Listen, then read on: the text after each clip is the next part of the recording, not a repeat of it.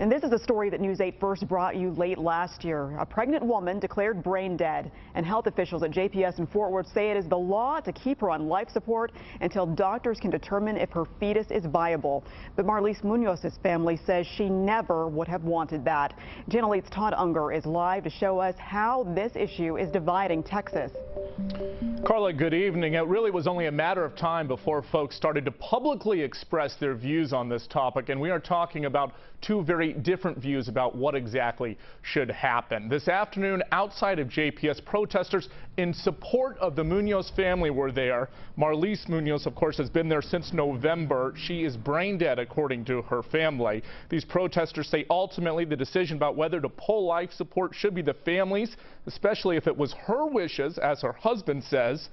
But just a stone's throw away from supporters today were counter-protesters who say, wait a minute, the hospital and the state here are doing the right thing, following the correct interpretation of the law by protecting an unborn child, even if it is uncertain how viable that child really is. We just don't want the hospital, or if it does go to court, to forget that there is a child involved.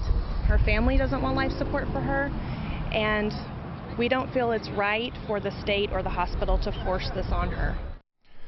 Now, the hospital told us in a statement today essentially what they've been saying all along. They are following the interpretation of Texas law, and they are not going to comment any further because of privacy issues. We do know the family has hired attorneys, and they are contemplating legal action. That probably will come early this week. Much more on that tonight at 10. We're live in the Fort Worth newsroom. Todd Unger, Channel 8 News.